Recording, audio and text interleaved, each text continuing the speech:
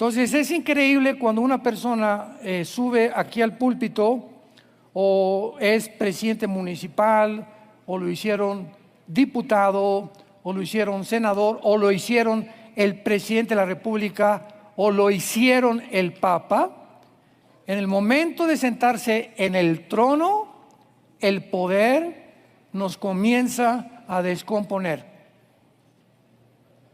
Una persona puede haber sido toda su vida una persona honesta, etcétera, etcétera, pero cuando tú le das poder a una persona, en ese momento descubres claramente el carácter de esa persona.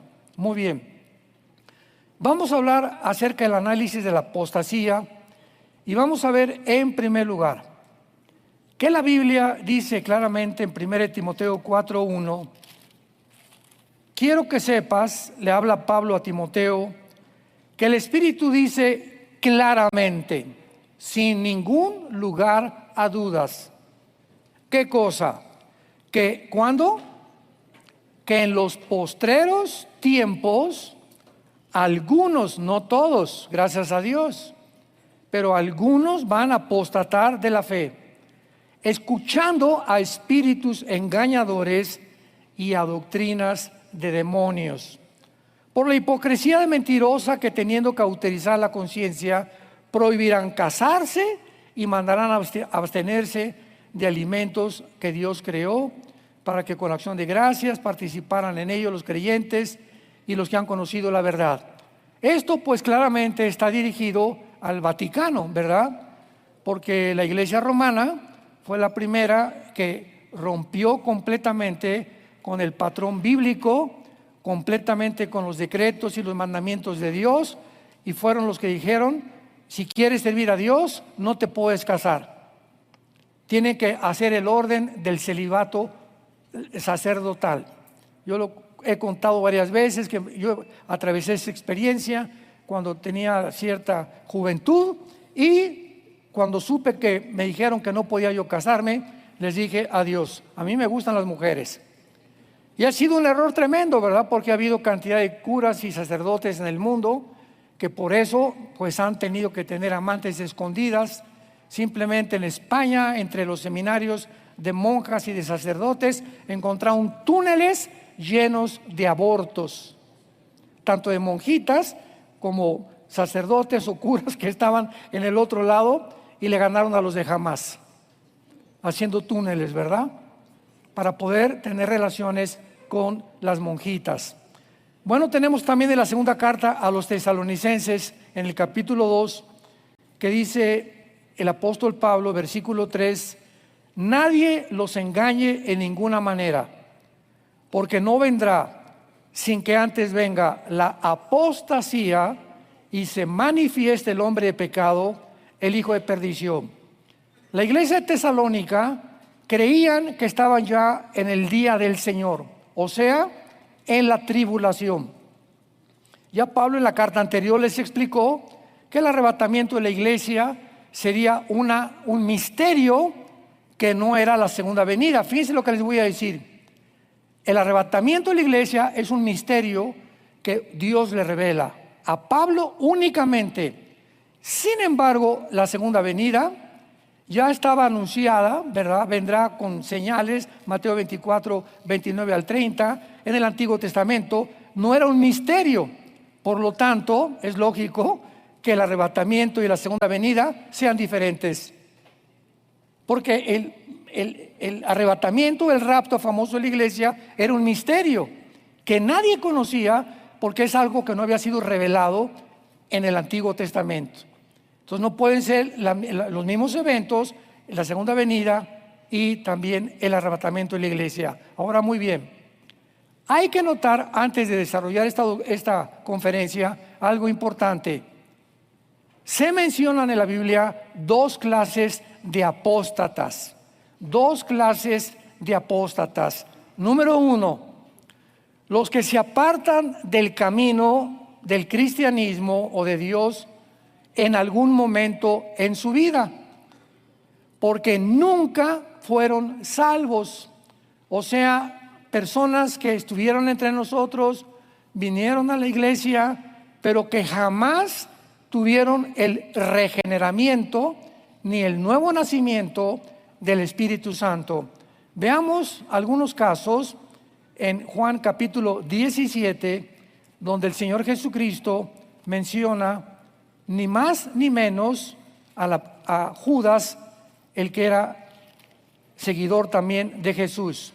Dice Juan 17, versículo 12: cuando estaba yo con ellos en el mundo, yo los guardaba en tu nombre. A los que me diste, yo los guardé, y ninguno de ellos se perdió, sino el hijo de perdición, para que la escritura se cumpliera. En otras palabras, Judas desayunó, comió, cenó, durmió, viajó con Cristo 3 años y medio, y nunca, jamás pudo ser una persona sincera que conociera y creyera que Jesús era el Mesías. Y finalmente sabemos todos que lo acabó traicionando. Entonces Judas nunca fue salvo. Y así va a haber muchísimas personas en la época de la iglesia que van a venir a las iglesias y tienen mucho tiempo en las iglesias, y son personas que nunca se han arrepentido y que siguen viviendo como si fueran religiosos nada más, como lo éramos nosotros antes de ser cristianos. Yo me acuerdo cuando iba a la iglesia católica, ¿verdad? Pues íbamos de niños y párense, siéntense, y salíamos de ahí, y de lunes a viernes nos portábamos terrible. Pero el domingo era el tiempo de recibir a Cristo, y de lunes a viernes se salía de la hostia que el cura nos daba el domingo. Entonces, estas personas, veamos ahora en 2 de Pedro capítulo 2, el segundo caso, donde la Biblia nos muestra claramente que la salvación no se puede perder, porque hay muchas personas que creen que la salvación se pierde, precisamente por esto. No, pero es que yo conocí a don Pancho que iba a la iglesia y fue durante 4 años y ahorita es un borracho, parrandero y jugador. Perdió la salvación, dicen. La salvación no la perdió. El problema fue que don Pancho nunca fue salvado. Fue religioso e iba a la iglesia, pero nunca tuvo la salvación. 2 de Pedro capítulo 2. Dedicado este capítulo a todos los falsos maestros. Dice el versículo 20, 2 de Pedro 2, 20 al 22. Ciertamente, si habiéndose ellos escapado de las contaminaciones del mundo por el conocimiento del Señor y Salvador Jesucristo, enredándose otra vez en ellas, son vencidos, su postrer estado viene a ser peor que el primero, porque mejor les hubiera sido no haber conocido el camino de la justicia, que después de haberlo conocido, volverse atrás del santo mandamiento que les fue dado.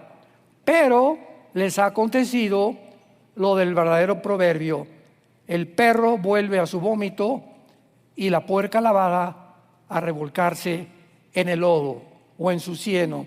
Pregunta: ¿cómo sabemos que estas personas que Pedro está mencionando nunca fueron salvos? Porque finalmente usa el proverbio de un perro y de un puerco, o de un cerdo, como le dicen en otros países. Bueno, pues un perro, ¿verdad?, vomita. ¿Y por qué siempre se come el vómito? Porque es su naturaleza. O sea, un caballo no lo hace, o una ardilla no lo hace, pero los perros es su naturaleza. ¿Por qué al puerco? Oink, oink, oink, oink, oink, lo sacas del lodo, le pones Chanel, lo bañas con champú, oink, oink, oink, regrésalo otra vez, porque es su naturaleza, es puerco. ¿Qué nos está diciendo Pedro? Estas personas son semejantes, su naturaleza nunca fue cambiada. Por eso su estado es peor, y regresaron al estado peor que cuando comenzaron a tener el conocimiento. Supieron que Cristo era el Salvador, que Cristo salva, que Cristo murió, pero nunca se arrepintieron.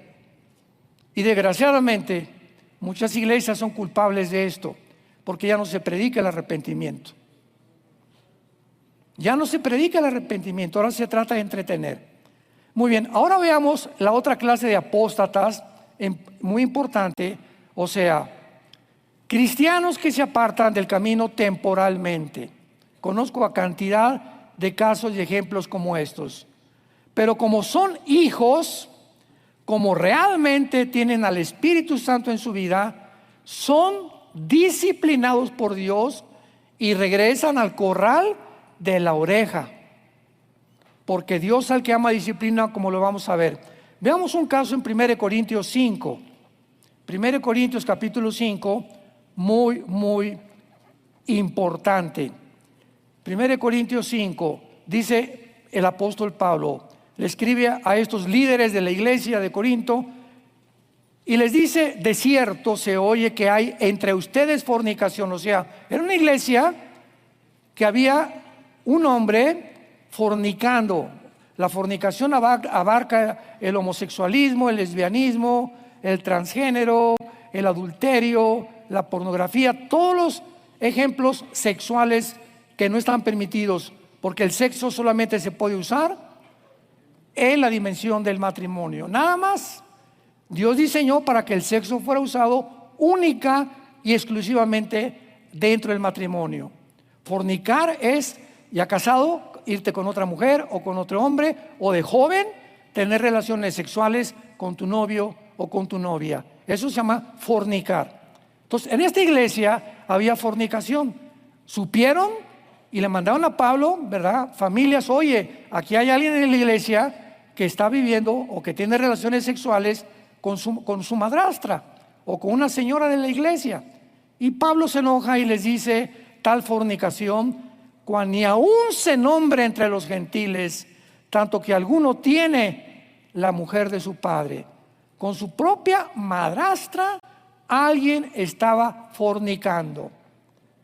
Y ustedes, les escribe Pablo, están envanecidos. ¿No debieran más bien haberse lamentado para que fuese quitado de en medio? Vean la disciplina de Dios.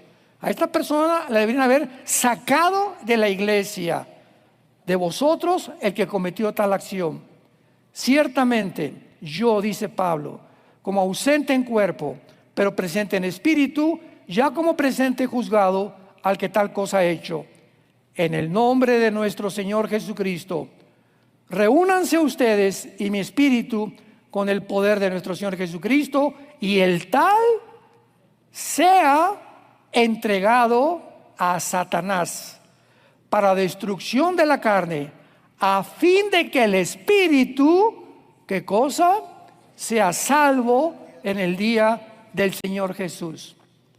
La orden que tenían los líderes de esta iglesia es: esa persona, quítenla de en medio, sáquenlo de la iglesia, y el momento en que alguien sale fuera de la iglesia, queda en manos de Satanás. No es que aquí sea la iglesia, porque la iglesia somos nosotros, pero cuando alguien es apartado de la comunión de los santos, ¿con quién vas a tener comunión? Con tu compadre que se emborracha en la cantina, ¿verdad? Con familiares tuyos que no son cristianos, que ven pornografía, que te ríes de los chistes de ellos, y te regresas al mundo de donde Dios nos sacó. Entonces vemos claramente un ejemplo de esta persona que, aun cuando iba a ser expulsado de la iglesia y tal vez entregado e iba a morir, él iba a ser salvo, porque la salvación no se puede perder. Y al llegar al cielo, pues ya Dios se encargaría en el tribunal de Cristo, ¿verdad?, que es el tiempo en el que vamos a estar cuando esté la tribulación en el mundo, cómo vamos a ser recompensados, y muchos van a ser avergonzados, y muchos, cuando regresemos a morar en el milenio, van a ser como soldados rasos nada más. Porque dice Apocalipsis 20, versículos 2 y 3, que hay muchos que van a estar sentados en tronos, cristianos que van a ser gobernantes en la otra vida, por la vida que llevaron ejemplar. Por eso no nos cansemos de hacer el bien, porque vamos a recoger lo que hemos sembrado. Y vean ustedes finalmente en Hebreos 12, ya algo mucho más claro. Recordamos que la Biblia es una revelación progresiva. Tenemos que juntar varios pasajes, varios versículos. Hebreos 12, versículos 5 al 8. Ya han olvidado la exhortación que como a hijos se os dirige diciendo: Hijo mío, no menosprecies la disciplina del Señor, ni desmayes cuando eres reprendido por Él, porque el Señor al que ama disciplina y azota al que recibe por hijo. Si soportan la disciplina, Dios los trata como a hijos, porque ¿qué hijo es aquel a quien el Padre no disciplina? Pero si se les deja sin disciplina, de lo cual todos han sido participantes, entonces son bastardos y no son hijos. En otras palabras, si alguna persona que se dijo cristiano se alejó de Dios por X causa y nunca le pasó nada en la vida y finalmente se muere a los 5 o 6 años, dice la Biblia que porque nunca regresó, porque nunca fue hijo, era bastardo. O sea, nunca tuvo el nuevo nacimiento, nunca se arrepintió. Dios no puede tratar con una persona. Yo no puedo ir a la casa de mi vecino y decirle al niño: oye, ven para acá, y darle nalgadas. Va a salir mi vecino y me va a decir: oye, Armando, ese no es tu hijo, dale nalgadas a tus hijos. Claro, disciplinamos a los nuestros. Lo mismo hace Dios con sus hijos y con sus hijas. Dios no se mete si tú no eres cristiano, te deja que hagas lo que te dé la gana y no te disciplina, pero nosotros estamos al entrar al reino de Dios bajo la disciplina y la mirada continua del Señor Jesucristo. Entonces, esto es muy importante porque ahora vamos a la segunda carta de Timoteo, donde vamos a desarrollar nuestro estudio. Y es importante que esta segunda carta de Pablo a Timoteo fue la última carta que Pablo escribe desde su prisión en Roma. Pero al contrario de la primera carta a Timoteo, en la cual le provee de instrucciones para saber cómo pastorear una congregación local, su enfoque en la segunda carta fue la fidelidad personal que Timoteo debería de mantener como todo ministro de Jesucristo. Pablo urge aquí a Timoteo a no desmayar, a permanecer firme en medio de la persecución en que se encontraba la iglesia en tiempos del emperador Nerón. Pablo le dice, ¿verdad?, y exhorta en el capítulo 1 a guardar lo que él había aprendido. En el capítulo 2 a permanecer como obrero fiel que traza la palabra de verdad. En el capítulo 3 le advierte de los falsos maestros y en el capítulo 4 a predicar la palabra en todo tiempo y le urge a que termine su carrera, porque muchos comienzan bien y terminan mal. Entonces no es como comenzamos, es como cuando una persona, vean este ejemplo, llega con el juez: a ver, tráigame al Pitirijas, Tijas, Cuijas. Pitirijas, tienes 50 años de prisión. ¿Por qué? Porque mataste ayer a una persona o hiciste un crimen espantoso. Y el Pitirijas le contesta al juez: pero hace 5 años hice un asilo para ancianos. Y hace 1 año hice un orfanatorio. Y hace 3 semanas me vestí de Santa Claus, era Navidad, y le regalé dulce a los niños. ¿Qué le contesta el juez? Mira, no importa lo que hayas hecho antes. Lo que hayas hecho antes está borrado. Te condeno por lo que hiciste ayer. Entonces las cosas buenas que hiciste no te las voy a tomar en cuenta. Tú te vas a la cadena perpetua por asesinato. Entonces lo mismo con Dios. Cuando te mueras, pero hice esto, hice aquello y me porté bien, etcétera, y te mueres en fornicación o te mueres en algún otro pecado, ¿verdad? Dios te libre de la condenación eterna. Eso es lo que Pablo está tratando de decirle a Timoteo.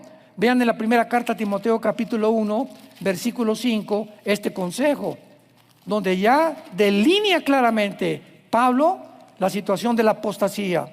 1 Timoteo 1, versículos 5 y 6. Léanlo con muchísimo cuidado. El propósito de este mandamiento, o sea, de todo lo que te voy a decir, Timoteo, por favor, mucha atención. Número 1, es el amor nacido del corazón. 2, una buena conciencia. Y 3, una fe no fingida. Ten cuidado, Timoteo, que tu amor por la obra del Señor no sea por intereses o porque no tengas trabajo, quieras ser pastor y pues vas a ganar un poco más de dinero, o por lo que estás haciendo es realmente porque quieres popularidad, o te metiste ya a YouTube a subir videos y decirles manden la campanita y tengo ya esto, para que tengamos que tu motivación nunca sea más que la gloria de Dios. El amor nacido del corazón. Porque hay personas que aman más el dinero, más la publicidad, más la popularidad. Otros que no les conviene hablar fuerte a la iglesia porque se le van. Oye, espérame, don Pancho me puso el techo. El techo costó 10 millones de pesos y me acaban de decir que don Pancho está en adulterio. ¿Y ahora qué le digo? ¿Cómo le hago con don Pancho? Oye, vieja, fíjate que don Pancho nos puso el techo, y si lo acuso y los echo fuera, como dice la Biblia, ¿nos va a quitar hasta el techo? Pues un pastor que hace eso se ha vendido, se ha prostituido su llamado, porque está poniendo de por medio los intereses a lo que la Biblia dice que tiene que hacer. Yo siempre les he dicho a mis pastores, siempre que tomemos una decisión drástica como las que hemos tomado durante muchos años, nunca tengamos miedo de la respuesta de la gente si la palabra de Dios nos ha guiado. No tengamos miedo de cómo van a reaccionar, qué van a pensar. Nos debe intentar cómo va a reaccionar Dios, como en Corinto, que se vendieron los líderes de la iglesia. Debían haberlo echado fuera y no lo echaron. Pues ahora sáquenlo, porque viene Satanás por él. Entonces, todas estas cosas son importantísimas. La buena conciencia. Tenemos que, la conciencia, la palabra con dentro, ciencia, conocimiento. Tenemos dentro una voz, dentro que es el Espíritu Santo, que yo tengo que acostarme cada noche con mi conciencia tranquila. No le debo nada a nadie. Si a las 5 de la tarde me peleé con mi esposa y me acuesto y no le he pedido perdón, no voy a dormir bien. Porque si tengo mi conciencia limpia, me va a comenzar a decir, levántate y pídele perdón a tu esposa. Pero me acuesto y como si nada, y al otro día tampoco le pido perdón, es porque mi conciencia comienza a cauterizarse por mi orgullo. Y comenzamos a matar la conciencia como cristianos cuando nos acostumbramos al pecado. Mantén una buena conciencia, es importantísimo. Y en tercer lugar, una fe no fingida. ¿Cuántas personas, verdad, entran al ministerio? Lo vamos a ver a través de esta conferencia, con una fe fingida. Tienen cara de santos, tienen cara de... Ya mejor me reservo el nombre. Muy bien, vayamos ahora a la segunda carta de Timoteo y veamos la descripción de la apostasía. Pablo menciona, pongan mucha atención, a varios desertores, y dos de ellos son mencionados en 2 Timoteo 1:15. Vayan apuntándolos los que gusten en sus libros. El capítulo 1, versículo 15 dice: ya sabes esto, que me abandonaron, o sea, apostataron todos los que están en Asia, de los cuales son Figelo y Hermógenes. Y más adelante menciona a dos que lo abandonaron como falsos maestros. Capítulo 2, versículo 17 y 18. Dos más, van a ser tres ya. Su palabra carcomerá como gangrena, de los cuales son Himeneo y Fileto, que se desviaron de la verdad, diciendo que la resurrección ya exceptó, y trastornan la fe de muchos. Y como si no fuera suficiente, en el capítulo 4, versículo 10, Pablo menciona al cuarto desertor del tiempo que él estuvo con ellos. Porque Demas me ha desamparado, amando este mundo. Se ha ido a Tesalónica, Crescente fue a Galacia y Tito a Dalmacia. Vemos pues nosotros que Figelo, Hermógenes, Himeneo, Fileto y Demas eran hombres con quien Pablo había invertido tiempo, había sido su maestro y esfuerzo, habían sido compañeros de él, suyos en el Evangelio. Muchos viajaron con él y eran algunos líderes de la iglesia primitiva. Timoteo conocía a todos estos hombres porque trabajó cerca de muchos de ellos, por lo que ha de haber sido muy triste para Timoteo la noticia. Hijo, ¿te acuerdas de esta persona? Y te acuerdas, pero ¿cómo viajé con él y predicó y hizo estudios? Ha abandonado el camino de la salvación, ha abandonado el camino de la verdad. Pablo escribe esta carta a Timoteo para fortalecerlo en su fe y exhortarlo a que no siguiera el peligroso camino de la apostasía como estos hombres lo habían hecho. En pocas palabras, Pablo le decía a Timoteo: no sigas a hombres como Figelo y Hermógenes que se avergonzaron del Evangelio.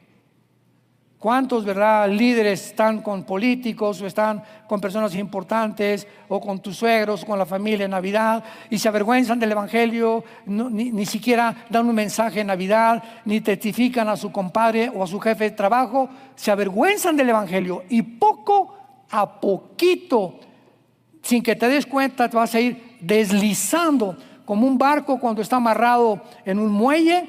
Sueltas las amarras al bastión donde está amarrado el barco, y el barco, ¿qué va a pasar cuando venga el viento? Se comienza a ir hacia mar adentro. Así a muchos se sueltan las amarras de la palabra de Dios sin que te des cuenta, te comienzas a deslizar y cuando es demasiado tarde va a ser muy peligroso para tu vida.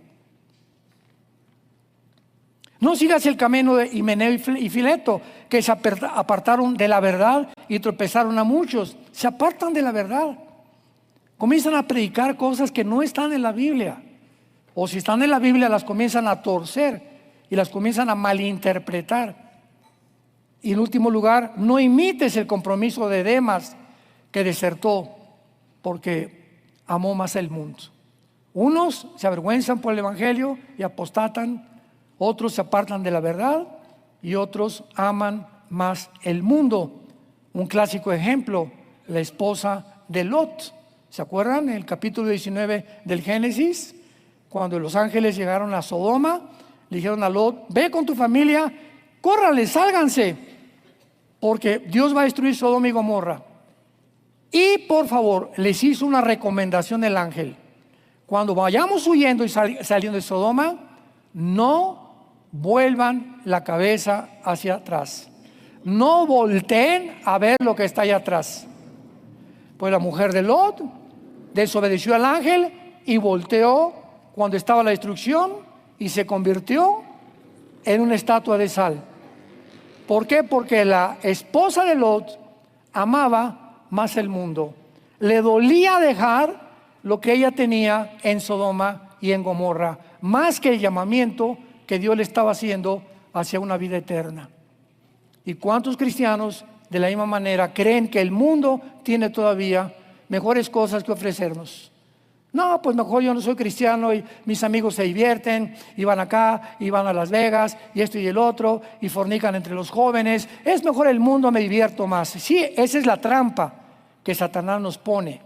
Pero si te das cuenta, fíjate nada más en qué terminan todos tus amigos tarde o temprano. Ahora bien, esta carta describe el asunto de la apostasía de manera muy práctica y personal. Porque era la tentación y el peligro al que Timoteo estaba expuesto. En los capítulos 3 y 4 de 2 de Timoteo encontramos una descripción detallada en la que nos vamos a detener, una descripción detallada de la apostasía que nos va a ayudar a edificar y advertirnos de los peligros de nuestra vida espiritual. Vayamos a 2 de Timoteo capítulo 3. También debes saber esto. Vean todas las recomendaciones de Pablo antes de morir. Consideremos que estaba a punto Pablo de morir y es su última carta a su querido discípulo Timoteo. Timoteo, también debes saber esto. otra vez, que en los postreros días vendrán tiempos peligrosos. Me detengo aquí. Esta palabra, peligrosos, es la palabra griega chalepos, y nada más se usa 2 veces en todo el Nuevo Testamento. Aquí se traduce peligrosos, y la primera vez que se usa es con el endemoniado gadareno. O sea, vendrán tiempos salvajes, ya no peligrosos. Salvajes es otra sinónimo de la palabra chalepos en el original griego. Van a venir tiempos salvajes, y podríamos decir, donde van a inventar que no somos el género que Dios nos ha hecho. Van a venir tiempos en los que van a propagar que la Biblia es una mentira. Van a venir tiempos en que todos los gobernantes del mundo van a ser poseídos por demonios, y va a haber una conflagración nuclear como el mundo jamás la ha tenido. Timoteo, en vista de esto, te voy a decir por qué. Y vean ustedes la primera característica: porque habrá hombres amadores de sí mismos. Qué importante es lo que está diciéndole Pablo. Habrá hombres amadores que solamente van a estar interesados en mi persona, mi yo. No me importan mis hijos. Si me hacen senador, aunque me ofrezcan esto, me hacen diputado, o soy artista, no me importa, voy a tener muchas mujeres. No me importa nadie. Yo solamente quiero, como Superman, subir a la cima, ser popular, que la gente me admire, que la gente me respete. No me importa ni mi mamá, ni mis hermanos, no me importa nadie. Llego a mi casa, no me importan mis nietos tampoco. Voy de vacaciones, mi trabajo, ni a la playa me meto con mis nietos. No disfruto nada porque estoy enjaulado en mí. Me amo. Pregunta: ¿amas a alguien? No me contestes. ¿Amas a alguien? ¿Hay alguien en tu vida en la que estás dispuesto a sacrificarte por ella o por él? ¿Tienes algo en la cual puedes decir: me cuesta trabajo amar a mi esposo, a mi esposo, pero voy a anteponer lo que yo siento? La palabra me dice que mi esposa es mi esposa y tengo que estar con ella, y voy a sacrificarme, y voy a ayunar, y voy a pedirle a Dios que haga un milagro, porque no creo en milagros, para que me casé. Pero cuando amo más mis placeres y mi conveniencia en lugar que mi matrimonio, es cuando estoy apostatando. ¿Por qué? Porque me amo a mí. Mentiras que amo la obra de Dios, mentiras que amo la iglesia, mentiras que hablo a mi familia. Y en la carta que acabamos de leer nos damos cuenta, ¿verdad?, claramente, que siempre la raíz se encuentra cuando comenzamos a perder el temor de Dios. Salmo 25, versículo 2.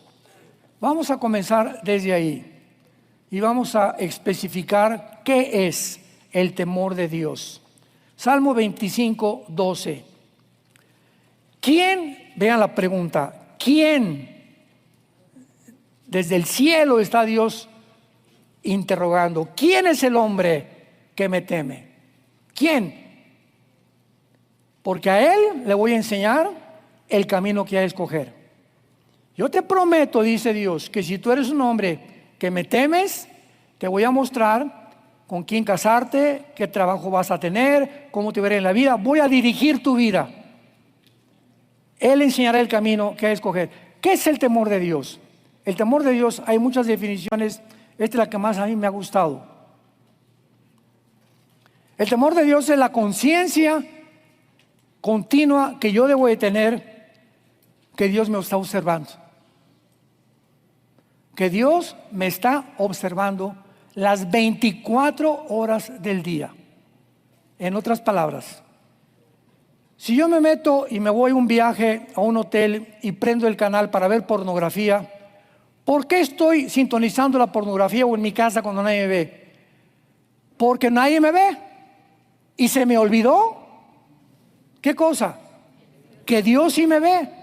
Entonces, ¿cuántos seres humanos hacen lo que hacen porque creen que Dios no los ve?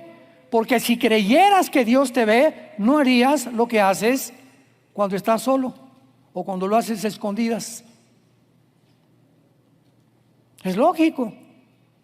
Si realmente tememos el temor de Dios, no haríamos lo que hacemos cuando nadie nos ve.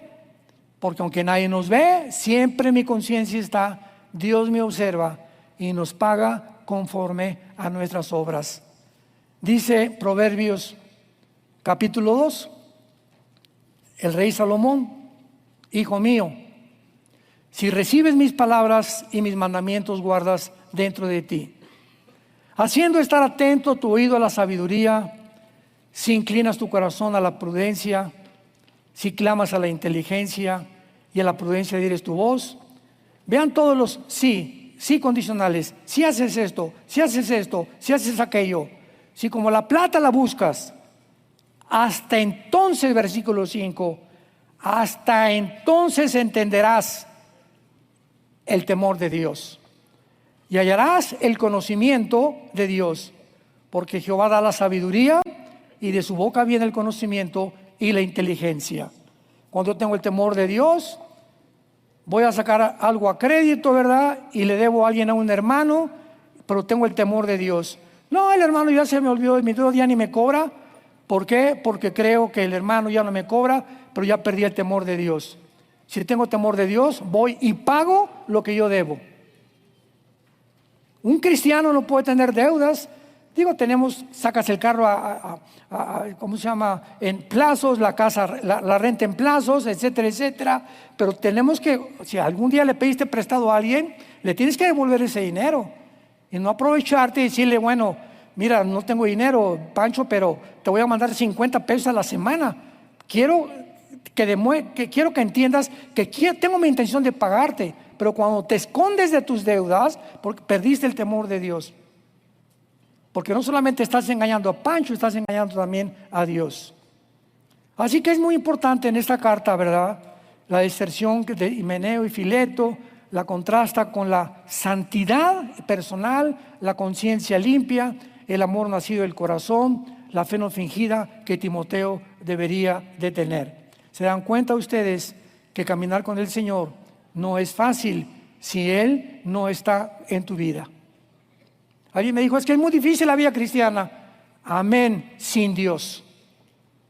Pero cuando caminamos y nos hacemos amigos con Dios, y Dios, tengo mi comunión con Él diaria, y tengo la Biblia y memorizo la palabra y medito en la palabra día y noche, entonces Él va a tomar a mi vida, como dice en Jeremías 10, 23, el hombre no es señor de su camino, ni del hombre que camina a ordenar sus pasos. Dice Dios, déjame, Armando, déjame guiarte, déjame enseñarte, déjame decirte a dónde quieres ir mañana. Dame oportunidad de trabajar en tu vida, pero para ello, Armando, ríndete a mí, obedéceme. Si en la obediencia no hay bendición. Regresamos a Pablo, 2 Timoteo 3, hombres amadores de sí mismos. Y luego dice Pablo, realmente son personas amadoras de sí mismas, avaros, vanagloriosos, soberbios, blasfemos, desobedientes a los padres, ingratos, impíos. Yo no quiero que nadie levante la mano, ¿verdad? Pero una de las cosas por las cuales Dios nos quiere despegar de la avaricia con la que nacimos. Vean los niños. Tenemos un nietecito ahorita de 4 años y nuestro nietecito Luis Emilio de 1 año. Y Luis Emilio, esto es mío, y le traigo algo a mi nietecita y se lo quita, ¿verdad? No, porque es mío, y si no es mío, tengo la ambición de querer quitártelo. Yo quiero siempre que todo alrededor, 5 o 4 niños, agarramos todos los juguetes. Desde que nacemos, estamos ambicionando controlar. Y cuando nacemos con esa tendencia, llegamos al cristianismo, cuando estábamos en la iglesia, dábamos limosnas, ¿verdad? ¿Se acuerdan? Echábamos un peso ahí en la iglesia católica, la religión que íbamos, etcétera, etcétera. Y cuando venimos a Dios, ya vemos que ya no es el diezmo es del Antiguo Testamento. Ahora dice el 2 Corintios 9, cada quien dé conforme a lo que naces en tu corazón. Dice Dios, mira, ya no te voy a decir cuánto me des, te lo voy a dejar a ti. porque en la medida en la que tú me des, vas a medir tu termómetro espiritual conmigo. Y una de las cosas más horribles que hay en Latinoamérica, lo tengo que decir, es la avaricia. ¿Por qué prosperó Dios en Estados Unidos? ¿Por qué, Gerardo? Mandaron misioneros desde hace 2 o 3 siglos. Las iglesias en Latinoamérica, nada más en Costa Rica, casi todas las iglesias las han pagado los misioneros norteamericanos. A mí me guiaron a Cristo, poblaron con el evangelio el mundo entero. Dios los tuvo que bendecir. Pero en México somos avaros, ¿verdad? Regiomontanos, como dicen, codos, codos, codos, con trabajo el 10%, con trabajo el 15%. Y hay otro grupo de cristianos que se aprovechan e inflaron una herejía que se llama la doctrina de la prosperidad. No, y dicen a la gente, ahorita pónganse aquí los de $1,000, los de $5,000, y todos ustedes van a ser sanados, o hacen campañas de sanidad ofreciéndoles sanidad por la forma en la que están dando, y comenzamos a vender el evangelio. Se fueron al extremo y abusaron de algo que es santo delante de Dios. Dice, hay hombres avaros, vanagloriosos, etcétera, etcétera. Vemos pues que en estos afectos, estas personas amadoras de sí mismas aman el dinero y los placeres más que a Dios. Cualquier motivación que proclamen lo hacen por razones egoístas. Su lujuria, su amor por el sexo opuesto y ambición superan su afecto y su amor por la iglesia de Jesucristo. Actitudes arrogantes, malagradecidos, vanagloriosos, algo que es muy importante. Llega, por ejemplo, fue el día el 15 de mayo que celebró en México. No levante la mano cuántos de ustedes, a cualquiera de los pastores de ustedes les dijeron, te mando a felicitar, hermano, porque es tu día. No ha sido una bendición en tu vida por haberme enseñado la palabra de Dios. No lo hacemos. Con trabajos el día de mamá, le regalan flores a la mamá. Y es el colmo, ¿verdad? Pero así somos malagradecidos por naturaleza. Llegamos a un lugar, a un restaurante, alguien paga la cuenta y te pagas, y como si no, oye, muchas gracias por tu invitación, qué rica la comida por haber invitado. No, ni siquiera las gracias damos. Creemos que nos lo merecemos. Y ese malagradecimiento va contra la Biblia. 1 Tesalonicenses 5, den gracias en todas las cosas, porque esta es la voluntad de Dios para vosotros. Tenemos que ser agradecidos con las personas que nos han ayudado, con los que te han bendecido, en tu familia, con tus hijos, con tus padres. No importa lo que sean tus padres, sé agradecido toda tu vida y Dios te lo recompensará. Y estas acciones también incluyen las obras. Dice aquí en el versículo del 6 al 9, porque de estos, o sea, de toda esta línea de calificativos que se les dan, son los que se meten en las casas y llevan cautivas a las mujercillas cargadas de pecados, arrastradas por diversas concupiscencias. Vemos aquí, ¿verdad?, que tienen como blanco estos falsos maestros, falsos líderes, hombres corruptos, pederastas, lujuriosos. Tienen como blanco a las mujercitas pecadoras que andan buscando ser libres de culpa, como también de continuar su vida de placeres, y se aprovechan de ellas. ¿Cuántas niñas no tienen trabajo, no tienen, y luego las secuestran, las ponen a la prostitución, precisamente porque andan buscando ese tipo de cosas y se dicen cristianos? Ya no quiero nombrar personas que conozco yo que fueron capturados, están ahorita en la cárcel en Estados Unidos porque tenían iglesias y las dedicaban al tráfico de niños. Hay de todo en la iglesia, hay de todo. Cristo tuvo a un Judas. Entre nosotros no todos tienen cara de San Anselmo. Y el versículo 6 lo dice, ¿verdad? Y el versículo 7, están siempre aprendiendo y nunca pueden llegar al conocimiento de la verdad. Bajo el engaño de guiarlas a Cristo, agarran hombres a muchachitas, a jovencitas. El mensaje de los falsos maestros atrapa a las víctimas en esclavitud espiritual, porque en lugar de hacerlas libres, las esclavizan aún más, las hunden más en el pecado.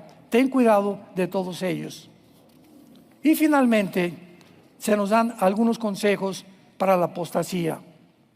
¿Y cuáles son los remedios que tenemos para la apostasía? Dice la Biblia, versículo 10, pero tú has seguido la doctrina, conducta, propósito, fe, longanimidad, de amor y paciencia. Pablo comienza entonces a decirle a Timoteo las características y los consejos que él debería de tener. En otras palabras, el remedio para la apostasía, número 1, es la palabra de Dios. De día, Josué, y de noche. A ver, Josué, abre los oídos. De día y de noche. Yo nomás a las 12 del día, Señor, dice de día y de noche. Yo nomás en la noche leo la Biblia, Señor, dice de día y de noche, que la canción. Es que yo nomás hablo la Biblia a las 3 de la tarde. Bueno, pregunta, ¿eres cristiano? Sí. ¿Crees la Biblia? Pues tienes que creerla.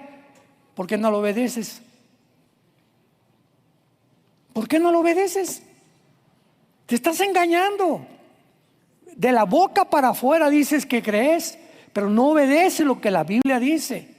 Josué, si tú lo haces de día y de noche, Josué, te voy a dar una promesa: todo lo que hagas va a prosperar. Levántate en la mañana, lávate los dientes, la cara si quieres, ven a la palabra, a los salmos, léela, memoriza, guárdala en tu corazón, ábreme tu corazón, Señor, bendíceme hoy. Voy a llevar a mi escuela a los hijos, bendícenos en el camino. Comienza a tener una amistad con Dios. Antes de acostarme de las noticias y de todo, me acuesto con la Biblia, abro la Biblia y comienzo a tener un contacto con Dios. Si tú haces esto, nunca apostatarás de la fe. No te imaginas, no tienes la menor idea de las bendiciones que Dios tiene para todos aquellos que obedecen su palabra. Y finalmente Pablo termina en el capítulo 4 como el ejemplo que se ha considerado como el más grande cristiano de toda la época de la iglesia, al apóstol Pablo. El más grande cristiano, el que más ha sufrido, el que más fue perseguido, el que más enseñó, al que más revelaciones le dio Dios. A él se le reveló el rapto, nada más a él, ni a Pedro, ni a Santiago, ni a Judas, ni a ningún otro, solamente a Pablo. Y antes de morir a Pablo en Roma, dice, he peleado. Versículo 6, estoy para ser sacrificado. Y el tiempo de mi partida, vean lo que le llama Pablo a la muerte. Voy a otro lugar. Qué preciosa forma de morir en paz. No tengo miedo a la muerte. Simplemente voy a cambiar de residencia. Me voy de un mundo apóstata, de un mundo perdido, un mundo donde todos están casi ya suicidando por los placeres y por las guerras, por las ambiciones, por la lujuria, porque se aman a sí mismos. Ya me voy, ya estoy listo para irme, pero he peleado la buena batalla. La vida cristiana es una guerra. Métete eso en la cabeza. Estamos en un planeta ocupado por el enemigo y estamos en un terreno que no es nuestro todavía. Satanás tiene la potestad, 1 Juan 5:19, sobre este mundo. Y estando en un terreno ocupado, estamos en desventaja porque estamos rodeados de un mundo espiritual que la Biblia nos corre las cortinas, rodeados de ángeles caídos, de demonios que tienen continuamente como blanco mi mente. Aquí está la guerra, en la mente, a través de pensamientos, de lecturas, lo que oigo, lo que veo, lo que comento, todo está aquí en la mente y es la mente que Dios quiere restaurar con la Biblia.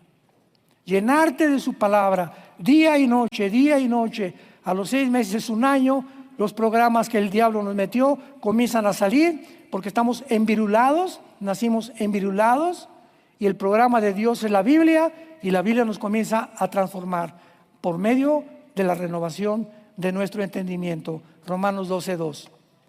Y cuando tú comiences a renovar tu mente, conocerás que la voluntad de Dios para tu vida es buena, agradable y perfecta. Que el amor de Dios es inmensurable porque en esa cruz Cristo nos demostró cuánto nos ama Dios. Si alguien quiere conocer cuánto te ama Dios, abrió sus brazos en una cruz y te dice en esta tarde, te amo, y tú tienes abajo en la tierra que pelear.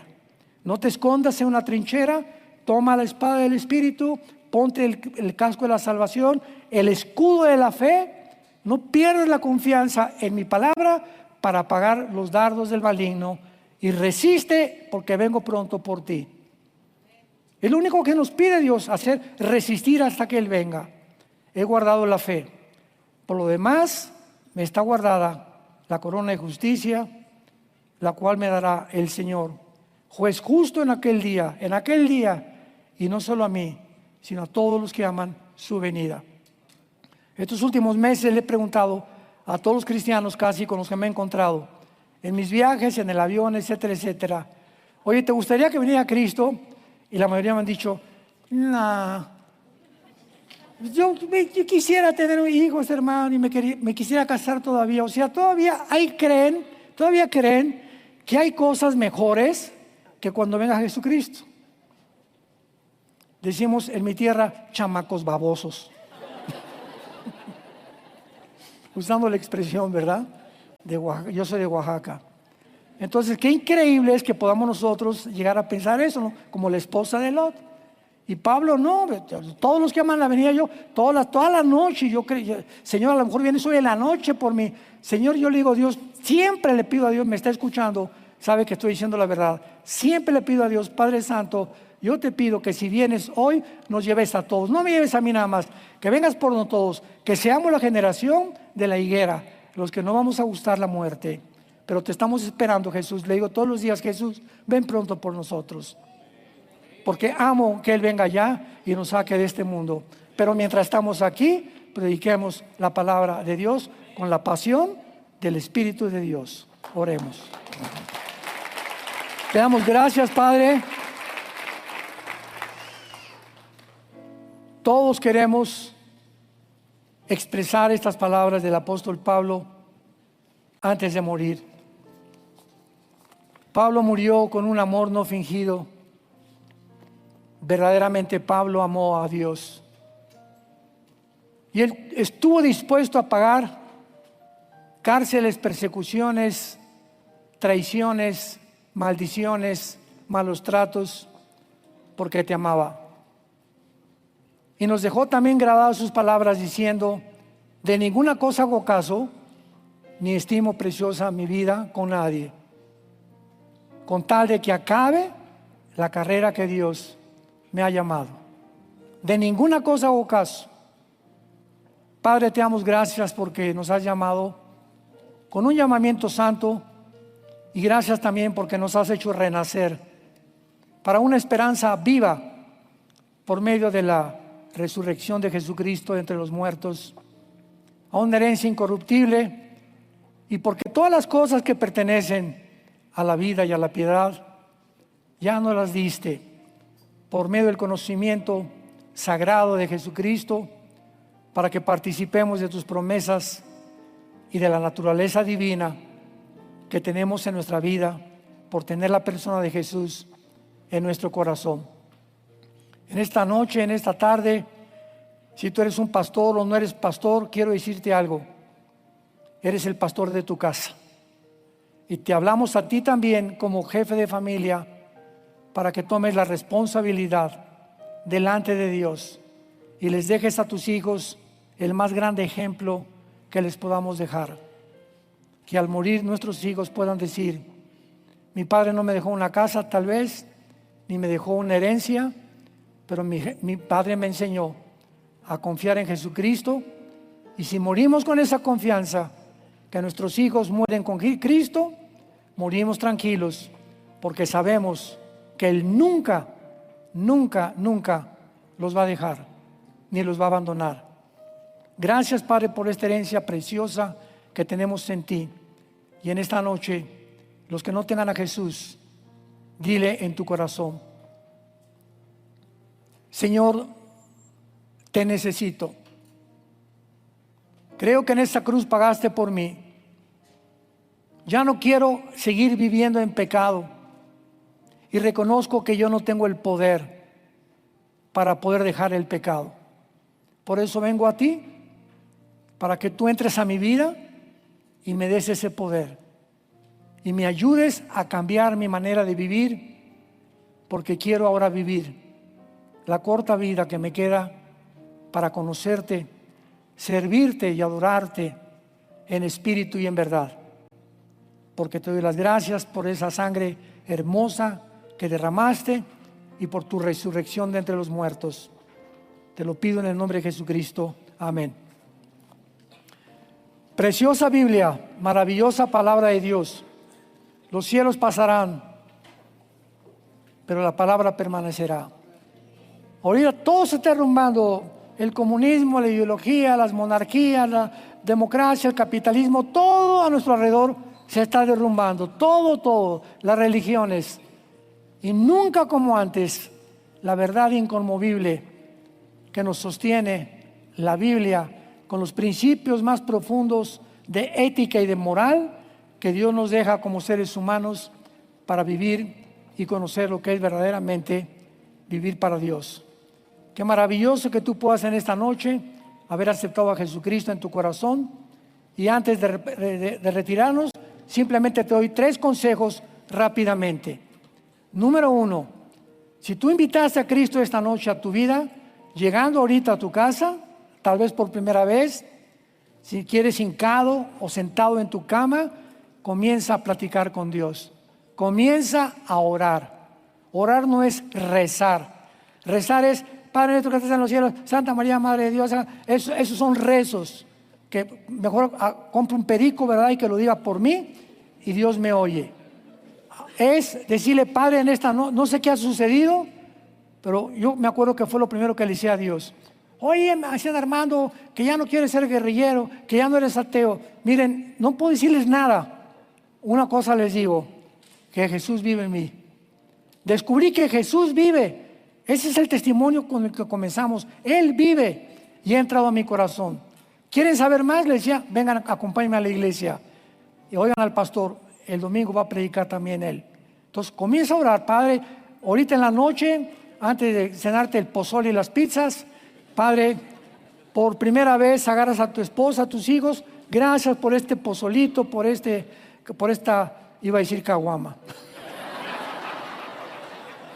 Poco de humor, ¿verdad? No, de ninguna manera. Gracias, Señor, en el nombre de Jesús. Y siempre es en el nombre de Jesús.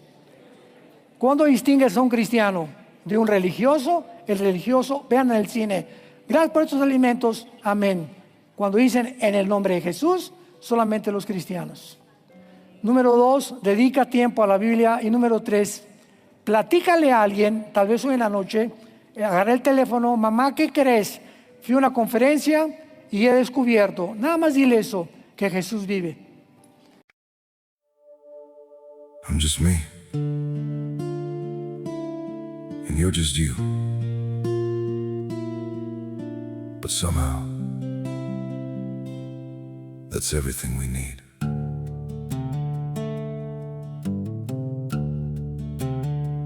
I don't have a perfect story, no shining crown to wear, just a heart that keeps on choosing you in every prayer. You're not made of fairy tales, you're not some distant dream, just the one who feels like home in ways I can't explain. I'm just me and you're just you, nothing more, but it feels true. No disguise, no in between, just the way it's meant to be. We don't need to be someone, we don't have to chase the sun. In this world so wild and free, you belong with me.